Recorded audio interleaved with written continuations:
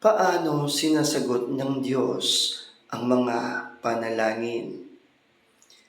Laging sinasagot ang taimtim nating mga panalangin. Kung minsan, ang sagot ay maaaring hindi dahil ang hinihiling natin ay hindi pinakamabuti para sa atin.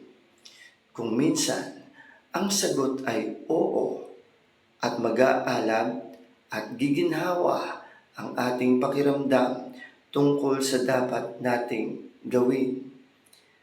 Kung minsan, ang sagot ay maghintay muna.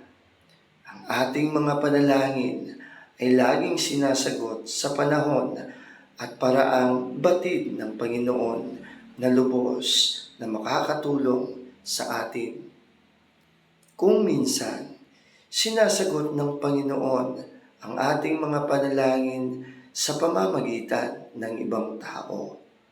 Isang mabuting kaibigan, asawa, magulang, o iba pang miyembro ng pamilya, lider ng simbahan, isang misyonero, sino man sa mga taong ito ay maaaring mabigyang inspirasyong gawin ang mga bagay na sasagot sa ating mga panalangin. Isang halimbawa nito, ang karanasan ng isang bata, pang-ina, na ang sanggol ay nasugatan ng isang aksidente sa tahanan. Hindi niya alam kung paano dadalhin sa doktor ang sanggol. Baguhan siya sa lugar at hindi niya kilala ang kanyang mga kapitbahay.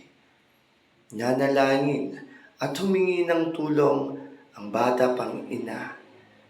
Sa loob ng ilang minuto, dumating ang isang kapitbahay na nagsasabing, nadama kong dapat akong pumunta at tingnan kung kailangan mo ng tulong. Tinutulungan ng kapitbahay na iyon ang bata pang ina na dalhin sa doktor ang sanggol. Kadalasan ay binibigyan tayo ng Diyos ng kakayahang sagutin ang sarili nating mga panalangin. Kapag nananalangin tayo na matulungan, dapat nating gawin ang lahat para matupad ang mga bagay na hangad natin.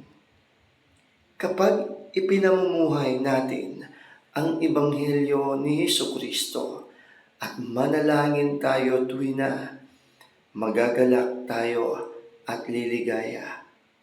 Maging mapagkumbaba ka at ang Panginoon mong Diyos ay aakayin ka sa kamay at bibigyan ka ng kasagutan sa iyong mga panalangin.